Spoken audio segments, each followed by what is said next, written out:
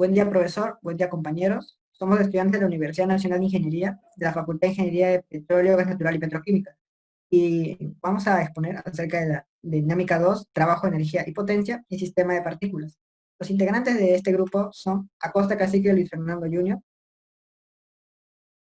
Díaz Gutiérrez Daniel Antonio, Santa Cruz Maita Alex Daniel y Sánchez Aaron Walter Edgar. Los docentes a cargo del curso son Broca Pobes Manuel Enrique y Lozano Pérez John Paul. Siguiente. Introducción. Bien. El presente proyecto complementará el capítulo de dinámica de una partícula, puesto que se verá a detalle la dinámica circular y el sistema de referencia no inercial, y ampliaremos el estudio de la dinámica abarcando los temas trabajo, energía, potencia y sistema de partículas. Siguiente. Dinámica circular. Bueno, ¿qué podemos decir acerca de esto? No es nada más que la aplicación de las leyes de Newton a objetos que viajan en trayectorias circulares, sea un movimiento circular uniforme o uniformemente variado. Siguiente. Podemos apreciar esto acá en estos dos ejemplos. El primero es un auto que toma una curva y el segundo es un satélite que orbita alrededor de la Tierra. En ambos se presenta la fuerza centrípeta. Siguiente. Un sistema de referencia no inercial es aquel en el que no se cumplen las leyes de Newton. Bueno, un observador situado en un sistema de referencia no inercial deberá recurrir a fuerzas ficticias. Un ejemplo de esto vendría a ser la tan famosa fuerza centrífuga. Es un concepto comúnmente escuchado que describe como una fuerza que jala hacia afuera sobre un objeto móvil en una trayectoria circular. Esto lo podemos ver en estos juegos mecánicos llamados carruseles. Ya, siguiente, por favor. Trabajo. El término trabajo, que se usa en la vida cotidiana, es para definir una actividad de algún tipo que incluye un esfuerzo físico o mental, cuya finalidad es el alcance de un objetivo definido y bien establecido. En el estudio de la mecánica, tiene un significado más restringido, ya que se sugiere que el trabajo es una magnitud física proporcional a la fuerza y a la distancia. Siguiente. Podemos apreciar aquí dos ejemplos. El primero sería una persona ejerciendo un levantamiento de pesas y el segundo una persona empujando una caja. Siguiente. Al tener un concepto de lo que es el trabajo, podemos intentar definir la energía. En la vida cotidiana, usualmente se piensa que en energía en términos de combustible, ya sea para el transporte, calentamiento o electricidad. No obstante, estas ideas no definen lo que es la energía, solo dejan ver que los combustibles son necesarios para realizar un trabajo y que dichos combustibles proporcionen algo llamado energía. Siguiente. Existen dos tipos de energía fundamentales, la energía cinética y energía potencial. Podemos mencionar muchas formas en que estas energías se presentan, como la energía eléctrica, térmica, nuclear, química y radiante. Al final todas ellas son diferentes manifestaciones de energía cinética y potencial. Acá podemos ver dos ejemplos. El primero es el movimiento, que representa una energía cinética, y el segundo, la persona que está a cierta altura posee una energía potencial gravitatoria con respecto a la Tierra. Siguiente, por favor. Bueno, tan importante como saber cuál es el trabajo realizado es conocer también la rapidez con la que se realiza. Para proporcionar una medida cuantitativa de este concepto, que incluye tanto el trabajo como el tiempo necesario para realizarlo, se tiene algo llamado potencia. La potencia mide la rapidez con la que el trabajo se está realizando. Aquí podemos apreciar un ejemplo con un avión, que la rapidez de este depende directamente de la potencia de los motores. Siguiente, por favor. Ahora hemos estudiado el movimiento de los objetos, sin considerar su estructura. Ahora demostraremos que lo estuvimos haciendo de una manera adecuada, considerando al objeto sin tomar en cuenta las fuerzas que actúan sobre este. Siguiente. Para ello introduciremos el concepto de la cantidad de movimiento, también el concepto de choques y colisiones. Siguiente, por favor. Objetivos. Objetivos generales. ¿Qué podemos decir acerca de todo? Bueno, que aplicar las leyes de Newton para encontrar la solución a sistemas dinámicos circunferenciales. ¿Qué más? Definir un sistema de referencia no inercial. Aplicar los conceptos de trabajo y energía a situaciones físicas particulares y analizar la relación entre ambas. Esto se verá más adelante, y bueno, como la relación entre trabajo y energía cinética, enunciar el principio de conservación de la energía mecánica. Bueno, es una fórmula. Objetivos específicos. Definir fuerza centrípeta en sistema dinámico circunferencial. Identificar fuerzas ficticias en un sistema de referencia inercial, como hemos visto con anterioridad en un ejemplo. Y bueno, calcular el trabajo realizado por las distintas fuerzas aplicadas a un cuerpo. Identificar fuerzas conservativas y no conservativas. enunciar el teorema del trabajo y la energía cinética, y bueno, aplicar el principio de conservación de la cantidad de movimiento lineal de un sistema de partículas a la solución de problemas. Siguiente. A continuación, daré pase a mi compañero Daniel Antonio Díaz. Muchas gracias, Walter. Bien, ahora vamos a ver sobre lo que es de dinámica circular. Y esto más que nada se va a descomponer en dos, ¿no? Cuando es de el movimiento circular uniforme o el movimiento circular uniformemente variado. Sabemos que en el movimiento circular uniforme va a ser, la velocidad va a ser constante, por lo tanto no va a tener aceleración tangencial. Entonces la única fuerza que va a ejercer a esa trayectoria va a ser la fuerza centrípeta, por la aceleración centrípeta. Y en el m sub v, pues sabemos de que va a tener ya una aceleración dada, de que no va a estar en dirección al centro. Entonces va a ser sus dos componentes, la aceleración tangencial y la aceleración centrípeta, ¿no? Por la cual la fuerza resultante va a ser igual a la fuerza tangencial más la fuerza centrípeta. Y la fuerza tangencial va a ser la responsable del cambio de la rapidez. Y la fuerza centrípeta va a ser el responsable del cambio de la dirección. Haciendo su diagrama de cuerpo libre, podemos dar cuenta de que siendo un ángulo θ en la horizontal, va a ser igual a, descomponiendo la gravedad, ¿no? Y a lo que da la fuerza en el eje radial, eso va a ser la fuerza centrípeta. Y en el eje tangencial, pues va a ser la fuerza tangencial, ¿no? Como podemos visualizar en la imagen, la fuerza centrípeta, la tensión, más mg, seno de θ, y la fuerza tangencial va a ser el negativo de la masa por la gravedad por el coseno de θ. Un ejemplo concreto está en que un chico coge una bola y con la ayuda de una lana hace que ésta se mueva en una trayectoria circular de radio igual a 1. Calcula la rapidez de la bola sabiendo que tiene una masa de 500 gramos y la fuerza aplicada por la tensión tiene una magnitud igual a 30 newton y forma con la lana con la horizontal un ángulo de 30 grados. La aceleración centrípeta se relaciona con la rapidez, ¿verdad? Con la rapidez tangencial, ¿no? Entonces, ¿nosotros qué podemos decir? De que la fuerza centrípeta, haciendo su DCL respectivo, va a ser igual a la tensión más mg por el seno de θ. Reemplazando los valores y sabiendo también que la fuerza centrípeta es igual a la masa por la aceleración centrípeta y también sabiendo de que la aceleración centrípeta va a ser igual a la velocidad tangencial al cuadrado sobre el radio, nosotros ya podemos calcular la velocidad, ¿no? Que sería 8,06 metros por segundo. En dinámica en un sistema de referencias no inerciales. En este caso debemos de considerar a dos puntos de referencia, que sea O y O'. El O va a estar una persona en tierra y el O' va a estar una persona dentro de un sistema que está en movimiento, ¿verdad? Mientras que la persona que está en tierra va a ver de que solo va a haber dos fuerzas, la tensión y la gravedad, la persona que está dentro va a ver de que si él lo desplaza esa masa a la forma vertical, la masa automáticamente como que se inclina más hacia la izquierda, ¿no? Si es que la aceleración está para la derecha, claro está. Entonces, la persona que está dentro del sistema en movimiento va a ver de que se le va a ejercer una fuerza hacia la izquierda, pero a esta fuerza se le va a llamar a la fuerza ficticia. Entonces ya no va a tener solo dos fuerzas, sino que va a tener tres fuerzas, la tensión, la fuerza de gravedad y la fuerza ficticia. Aquí podemos ver lo mencionado anteriormente. Y para la persona que está dentro del sistema en movimiento, la fuerza en el eje X va a ser igual a cero, ¿no? Es como que de que si todo eso estuviera en reposo.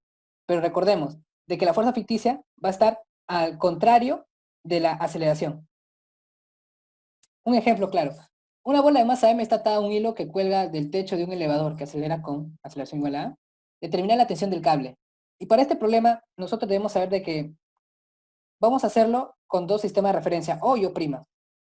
Para O va a tener dos fuerzas, que es la tensión y la fuerza de gravedad, y para O', que está la persona dentro del elevador, lo va a ver con una fuerza ficticia. Entonces vamos a tener tres fuerzas para el sistema de O', ¿no? Pero recordemos lo dicho anteriormente, de que para la persona que está dentro del elevador va a estar como de que si el cuerpo, de que si la masa está en reposo, entonces la sumatoria de fuerzas en el largo del eje Y va a ser igual a cero. Tensión menos la masa menos la fuerza ficticia igual a cero. Entonces la tensión nos va a salir la masa por la gravedad más la masa por la aceleración. En cambio, para el sistema O, la sumatoria de fuerzas en el eje Y va a ser igual a la masa por la aceleración. Sería la tensión menos la fuerza de gravedad igual a la masa por la aceleración, y nos damos cuenta que nos van a ser los mismos resultados, sea para un sistema de referencia u otro. El trabajo mecánico. El trabajo mecánico va a estar dado como el efecto de una fuerza acumulada en la trayectoria de una partícula. Observamos en la imagen mostrada que la partícula se desplaza a lo largo de la trayectoria mostrada de 1 a 2, y sobre esta se ejerce una fuerza F. Considerando un desplazamiento muy pequeño, pero muy pequeño, diferencial de la posición de R, entonces el trabajo efectuado a esa fuerza durante el desplazamiento, o sea, en un intervalo de tiempo, va a ser el diferencial del trabajo igual a la fuerza por el diferencial de la... Donde estos dos van a estar multiplicados escalarmente. Y recordemos por teoría de vectores de que si dos vectores están multiplicados escalarmente, va a ser igual al producto de sus módulos por el coseno del ángulo que lo conforman los dos.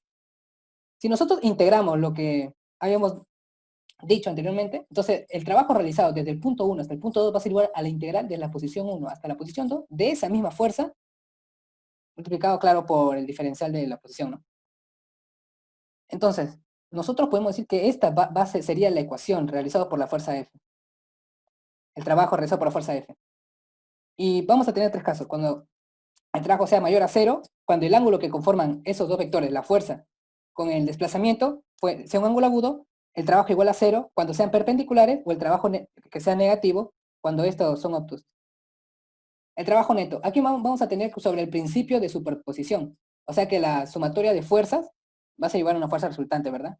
Pero ¿qué pasa si nosotros lo integramos? Si integramos esa fuerza desde la posición 1 hasta la posición 2, entonces sabemos de que el trabajo realizado es la integral de la posición 1 hasta la posición 2 de aquella fuerza. Entonces, el trabajo realizado por la fuerza resultante va a ser igual al trabajo realizado de todas esas fuerzas ejercidas sobre esa masa.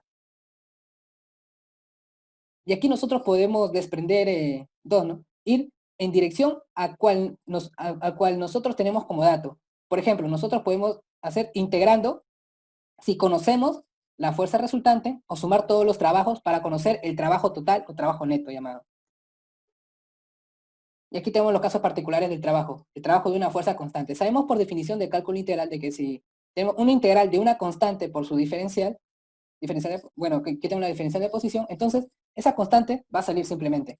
Y entonces nos va a quedar que el trabajo realizado desde la posición 1 hasta la posición 2 va a ser igual a la fuerza multiplicado por la diferencia de esas dos posiciones, ¿no? Del final menos inicial. Y la fuerza, como es constante, su área, el área va a ser el trabajo, ¿no? ¿Y qué fuerza nosotros podemos decir que es constante? Pues la fuerza de gravedad. Entonces vamos a encontrar el trabajo realizado por la fuerza de gravedad, que va a estar, por ejemplo, desde una posición inicial hasta una posición final. Y como sabemos de que la fuerza de gravedad es constante, entonces el trabajo realizado de la posición 1 hasta la posición 2 va a ser igual a la fuerza por la diferencia de sus dos posiciones, ¿verdad? Final menos inicial. Y como está en el eje Y, va a estar en función el Y final menos Y inicial, ¿verdad? O sea, el trabajo va a estar realizado menos mg, ¿por qué el negativo? Porque está en dirección hacia el eje negativo de las Y. Y el trabajo de una fuerza variable, que en verdad es el caso general de todos, ¿no? Que sería la integral de la fuerza por el diferencial de su desplazamiento. Aquí podemos ver un resorte. Y ya sea ese resorte mismo, vamos a hacer el ejemplo, ¿no? Su fuerza sabemos que el del resorte es contraria, entonces sería menos k por x. Entonces vamos a integrar, ¿no? Vamos a integrar desde la posición 1 hasta la posición 2, que en este caso es el x sub 1 y x sub 2, y nos va a salir el trabajo realizado por ese mismo resorte, va a ser igual a 1/2 de k por x1 al cuadrado menos 1/2 de k por x sub 2 al cuadrado. Y el área bajo la gráfica de esa fuerza va a ser el trabajo encontrado. Ahora voy a dar paso a mi compañero Luis Fernando Junior Acosta Cacique. Gracias, Daniel. Bueno, ahora, después de todo lo que ya hemos sintetizado, ahora vamos a entrar al capítulo de energía. Como ya lo mencionaron anteriormente, existen muchas maneras de que la energía se está representando, ¿no? O que se está manifestando. Pero vamos a hablar solamente de las básicas, las dos. La energía cinética. Comenzamos con la cinética. Pero antes vamos a definir qué es la energía en sí, ¿no? La energía es la capacidad que tiene un cuerpo o sistema para realizar el trabajo. Y ahora sí, entramos a energía cinética. ¿Cómo podemos definir la energía cinética? Bueno, es aquella forma de energía que tiene un cuerpo debido al movimiento que realiza. Como podemos observar en la imagen, va a depender mucho de su velocidad. La energía cinética se calcula siendo 1/2 de su masa por la velocidad al cuadrado. Siguiente. Ahora, vamos a ver que existe una relación entre el trabajo y la energía cinética, pero el trabajo neto en sí. Como ya hemos visto anteriormente, el trabajo neto se calcula como la fuerza resultante por la variación de la posición.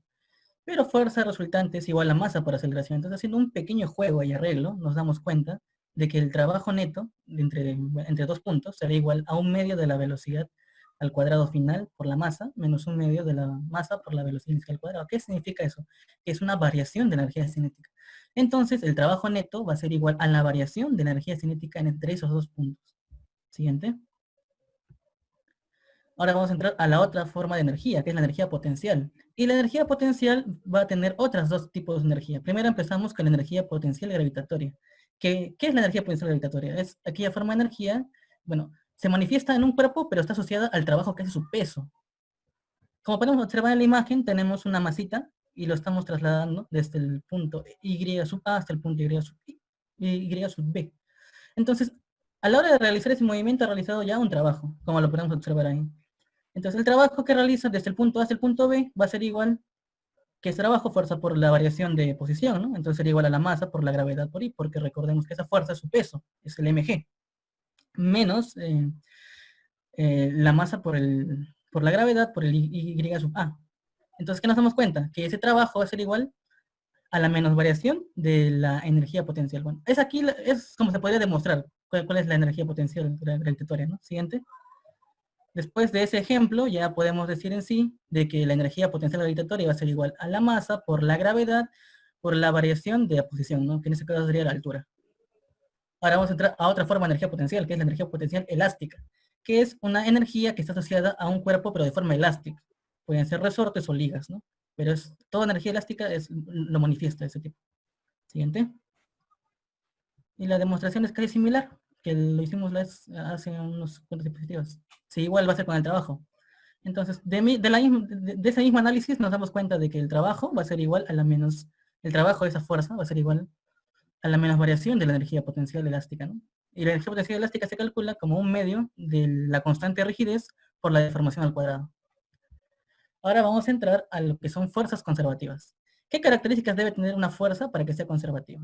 La primera es de que el trabajo que realiza esa fuerza conservativa no va a depender de la trayectoria. Podemos ubicar dos puntos en el espacio y no importa la trayectoria que sigan para llegar, el trabajo tiene que ser el mismo para que sea una fuerza conservativa. Esa sería la primera condición. Ahora, la segunda condición. El trabajo que realiza en una trayectoria cerrada tiene que ser igual a cero. ¿Qué quiere decir eso? Y si yo tengo una trayectoria cerrada y la partícula va de ida y de vuelta, tiene que ser el negativo la vuelta que de la ida, ¿no? ¿Para qué? Para que sea cero el trabajo total, trabajo neto. Esa sería la segunda condición. Siguiente. Y la tercera, toda fuerza conservativa tiene asociada una energía potencial. Esa es la demostración que hicimos anteriormente. Y como observación, podemos decir que tanto el peso como la energía elástica son fuerzas conservativas. Como la fuerza elástica, perdón, son fuerzas conservativas. Y ahora vamos a hablar así de la energía mecánica, ¿no? Y la energía mecánica simplemente es la suma de la energía cinética con la energía potencial. Ahora, el trabajo de las fuerzas no conservativas. El trabajo de las fuerzas no conservativas, vamos a darnos cuenta de que tiene mucho que ver con la energía mecánica, como lo podemos observar. Siguiente. Nos vamos a dar cuenta de que cuando las fuerzas no conservativas realizan trabajo, la energía mecánica no varía. Tiene mucho que ver eso. Cuando el trabajo de las fuerzas no conservativas es cero, significa de que la energía mecánica se va a conservar. Ese es lo que queda como queremos, ¿no? Quiere decir que si el trabajo de las fuerzas no conservativas me da cero, se conserva la energía mecánica. Y podemos observarlo en esta imagen, ¿no? En este pequeño ejemplo. Podemos observar que hay un péndulo y la única fuerza después de la gravedad es la tensión, pero esa tensión no realiza trabajo en el movimiento. Como la única fuerza que está ahí no realiza trabajo y los demás son conservativas, podemos decir de que la energía mecánica es constante, se mantiene. Siguiente. Ahora vamos a hablar de la potencia mecánica. ¿Qué es la potencia? Ya lo dijeron anteriormente igual, es la rapidez con la que se realiza el trabajo. Podemos definir potencia media como el trabajo total sobre el tiempo empleado. ¿Y cómo sería la potencia instantánea entonces? ¿Recuerdan? Es similar, ¿no? Sería el diferencial del trabajo entre el diferencial de tiempo. Pero sabemos que el diferencial de trabajo es igual a la fuerza por el diferencial de la posición. Entonces, en un jueguito, un arreglo, intercambiando lo que acabamos de ver, nos damos cuenta de que la potencia es igual a fuerza por diferencial de posición entre tiempo, pero eso es igual a velocidad. Entonces, podemos decir que la potencia instantánea es igual a la fuerza por la velocidad. Ahora, ¿qué pasa si la fuerza es constante? Solamente operando, nos damos cuenta de que tanto la potencia instantánea como la media son numéricamente iguales. Siguiente. Ahora, en ese gráfico, que es fuerza versus tiempo, nos damos cuenta de que el área de esa figura va a ser el trabajo. Bueno, aquí haciendo un pequeño arreglo matemático ya nos damos cuenta de cómo podemos calcular la potencia utilizando el teorema de valor medio. Simplemente es un arreglo matemático. Siguiente. Ya, ahora vamos a entrar a cantidad de movimiento. Y vamos a analizar primero la primera ley. La primera ley simplemente nos dice de que si un cuerpo está a velocidad constante o a velocidad cero, ya MRU, como lo hemos visto anteriormente, nos dice que solamente un agente externo lo podrá sacar de ese estado en el que se encuentra. Quiere decir que si el cuerpo se encuentra con cantidad de movimiento constante o con cantidad de movimiento cero, solamente un agente externo podrá sacarlo de ese estado. Siguiente.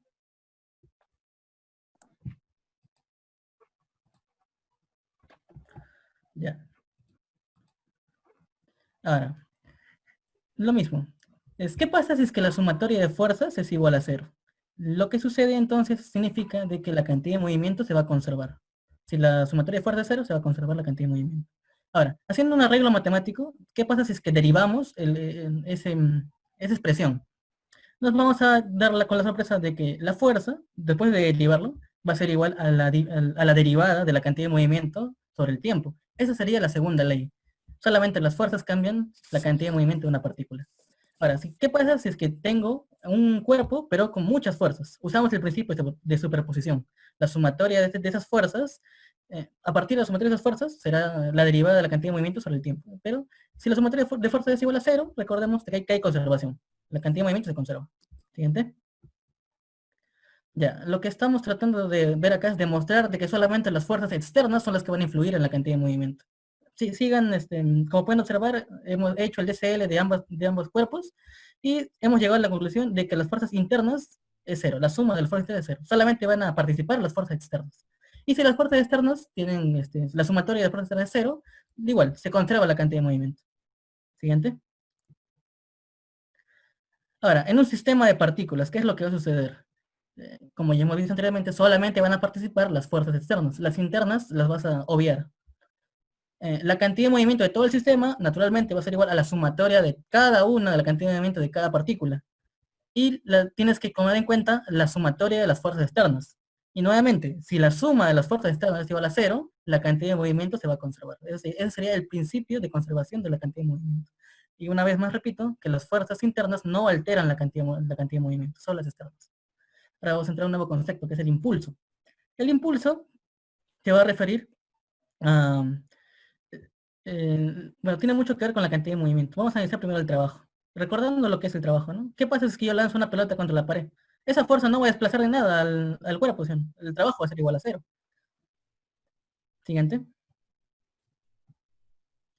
El impulso se va a definir como la fuerza por la variación de tiempo. Estamos hablando de un impulso, una fuerza constante. Si es una fuerza variable, voy a tener que usar mi concepto de integrales. Para calcular el impulso de una fuerza variable, necesito integrar la fuerza desde un tiempo 1 a un tiempo 2 con respecto al tiempo, ¿no? Así es como calcularía el impulso de una fuerza variable. Y bueno, nuevamente utilizando un concepto matemático y haciendo jueguitos, me doy cuenta de que puedo calcular la fuerza media a partir de integrales. Siguiente. Vamos a hablar de fuerzas impulsivas. Esas fuerzas impulsivas nos van a producir una enorme cantidad de fuerza, pero en un tiempo muy pequeño, como podemos observar en la gráfica. Es prácticamente un tiempo nulo, pero la fuerza es impresionante, es enorme. ¿Ya? Ahora vamos a hablar de colisiones. Vamos a hablar de tres tipos de colisiones: la colisión elástica, la colisión inelástica y la completamente elástica.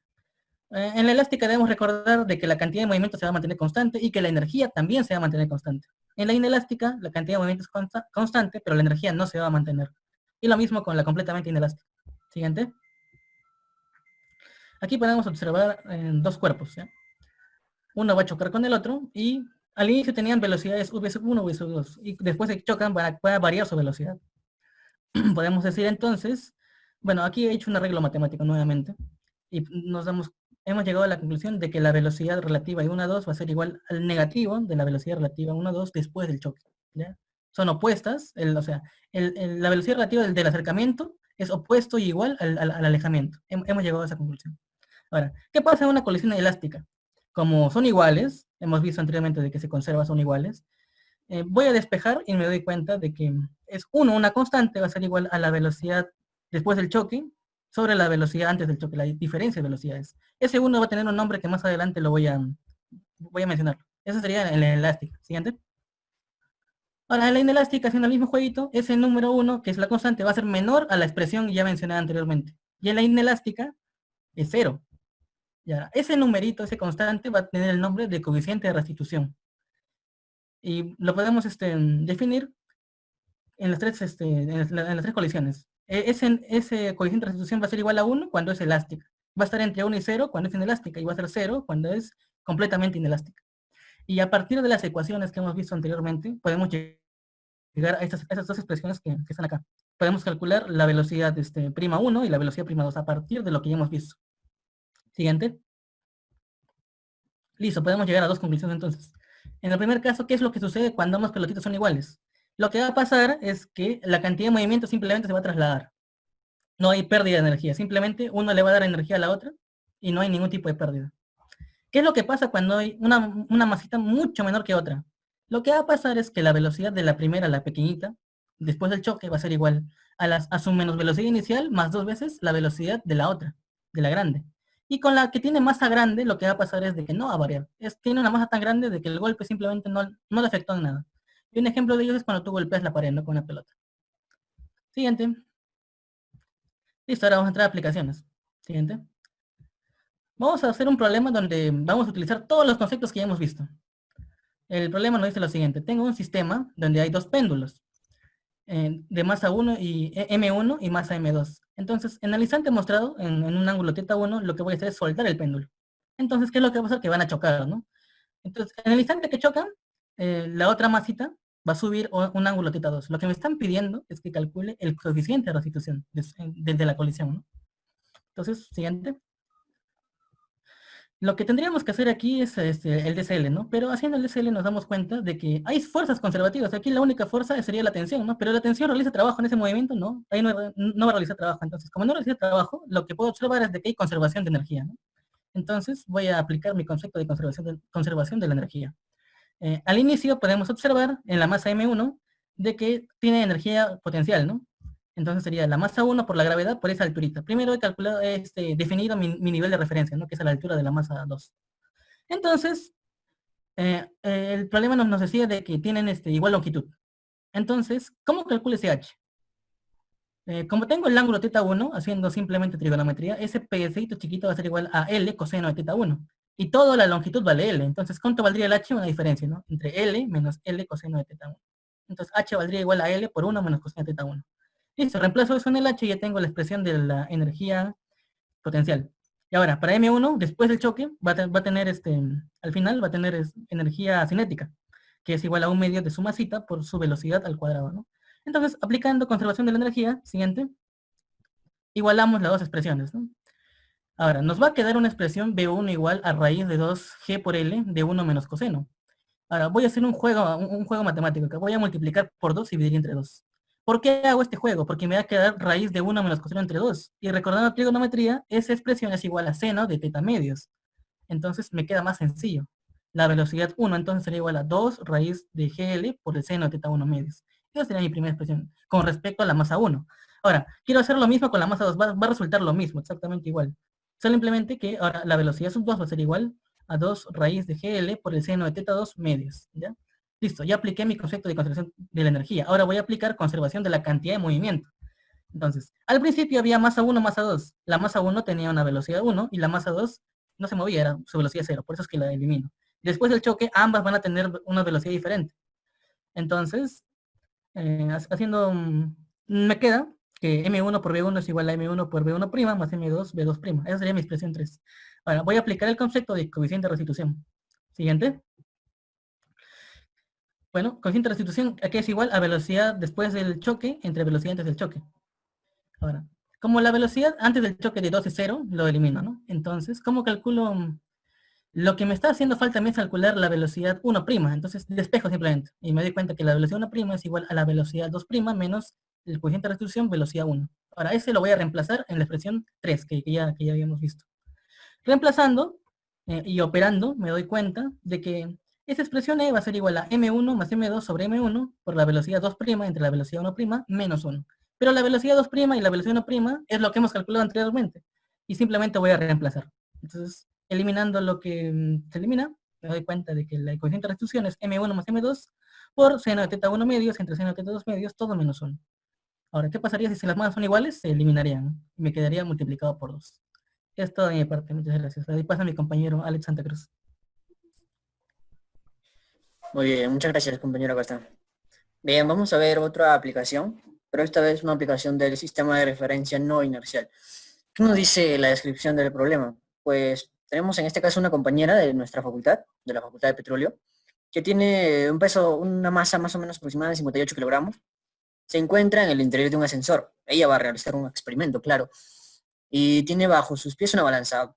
Va a llevar consigo una balanza. Quiere estudiar cuánto marca la balanza cuando el ascensor, acelere hacia arriba, cuando el ascensor suba a los pisos superiores, y cuando el ascensor pues descienda, ¿no? Vaya hacia abajo. Siguiente, por favor. Bien, tenemos el primer caso. Vamos a suponer que el ascensor va a subir con una aceleración de A. Recordemos que la compañera ya está dentro del ascensor. Ella va a ser un objeto no inercial. ¿Por qué es un objeto no inercial? Porque ella tiene aceleración. Entonces vamos a hacer el diagrama de fuerzas. Ahí tenemos el diagrama de fuerzas de la compañera, que está representado por flechitas, donde N es la fuerza que ejerce la balanza sobre nuestra compañera. Por lo tanto, N nos va a indicar sobre el peso aparente de nuestra compañera, la que va a marcar la balanza. Bien, ahí por diferencia hacemos una diferencia en las ecuaciones verticales, en las fuerzas verticales. Recordemos que una fuerza imaginaria le igualamos al 0, entonces la fuerza N sería al peso más la fuerza ingente. Bien, entonces reemplazamos la masa por la gravedad más la masa por la nueva aceleración. Vamos a ver que ahora nuestra compañera va a estar en un campo gravitatorio diferente a la normal, porque está dentro de un ascensor, la cual sería la gravedad más la aceleración. ¿Por qué la aceleración es positiva? Porque estábamos ascendiendo, ¿no? Entonces la aceleración sería constante hacia arriba y produce el mismo efecto que el aumento del valor del campo gravitatorio. Ahora, vamos a suponer que la compañera, el ascensor, esté subiendo con una aceleración de 4 metros por segundo. Esto para dar unos valores y ver cuánto mide la balanza, cuánto marca la balanza. Entonces reemplazamos, la fuerza N sería la masa por la suma de la gravedad más la aceleración con la que sube el ascensor. Que la masa de la compañera sabemos que era 58 más 10 de la gravedad. Estamos considerando en este problema que la gravedad es 10, más 4 que es del ascensor. Eso nos daría 812 newton, que llevándolo a kilogramos sería algo de 81.2 kilogramos, lo que significa que la balanza estaría marcando alrededor de 81,2 kilogramos. Bien, eso es su masa aparente, ¿no? Porque recordemos que la masa de la compañera es de 58. Hay una diferencia, está aumentando. Esto nos indica que, pues, claramente ella es un observador no inercial. Siguiente, por favor. Ahora vamos a suponer que el ascensor va a descender. Y igual tenemos ahí la gráfica, nuestra compañera, con la balanza sobre los pies, con la balanza en los pies. Como sabemos, la compañera va a ser un observador inicial, ya que ella presenta aceleración. Bueno, con una fuerza imaginaria, como ya lo comentaron mis compañeros anteriores, vamos a hallar fácilmente en la ecuación en la vertical, la suma de fuerzas, vamos a igualarla a 0. Igual tenemos la fuerza N, que nos va a indicar la fuerza con la que vamos a poder medir el kilogramos aparente que marca la balanza. Entonces, la lectura de la balanza va a equivaler ahora al peso de la mujer tendría sometida a un campo gravitatorio diferente. Ahora vamos a tener el campo gravitatorio va a ser diferente porque el ascensor está descendiendo. Entonces, como el ascensor está descendiendo, va a tener un signo negativo, va a ser negativo, ¿no? Por eso ahí observamos que el campo gravitatorio va a ser la gravedad menos la aceleración. Una aceleración constante hacia abajo que produce el mismo efecto que la disminución del valor del campo gravitatorio. Ahora, como hemos considerado anteriormente que la aceleración era de 4, tanto de subida como de bajada, pues obtenemos un valor reemplazando de 34,8 kilogramos. Esto nos indica que claramente, como el anterior resultado, que era 81,2, y ahora es 34,8, pues está descendiendo, ¿no? Y varía claramente lo que marca la balanza. Siguiente, por favor. Bien, ahora vamos a ver las conclusiones como grupo de todo este tema que hemos visto. ¿Qué podemos concluir? Bien, siguiente, en primer punto, logramos comprender un poco más la energía, ¿no? Entre ellos la energía cinética, que es la que un cuerpo posee debido a su movimiento. También la energía potencial. ¿Qué nos dice la energía potencial? Que es aquella energía que gana un cuerpo al aumentar su altura y también va asociada al trabajo de su peso, a medida que pero eso depende del sistema de referencia al cual tomemos, ¿verdad? Como también vamos a estudiar la energía elástica. Bueno, en cuanto a la cantidad de movimiento, es una magnitud física derivada, ¿no? Del tipo vectorial, porque vamos a considerar la velocidad en vectores, que describe el movimiento de un cuerpo en cualquier teoría mecánica, ¿no? Podemos hallar mediante producto de masa, como ya hemos visto, la fórmula, la masa por la velocidad, en forma vectorial, recordemos esto. Ahora, el impulso, hemos visto que ocurre cuando choca contra una pared, un objeto, una pelota, lo que podría ser. Y lo que más resalta en los impulsos son los impactos, los choques, ¿no? Que sería el choque elástico, inelástico y completamente inelástico. Recordemos que en los choques lo importante es el coeficiente de restitución. Sabemos que, como ya he explicado, en la elástica sería 1, inelástica varía entre 0 y 1, y pues en la completamente inelástica es 0. Bueno, en el final de las aplicaciones hemos visto la aplicación de nuestro compañero Costa, muy interesante, mezclando teorías de choques y también de trabajo, ¿no? Energía. Y bueno, en el problema que yo les he explicado, pues de una compañera que se sube al ascensor para hacer ella misma un experimento, para profundizar sus conocimientos y afianzarlos en el curso. Bueno, muchas gracias. Esto sería todo por hoy. Muchas gracias.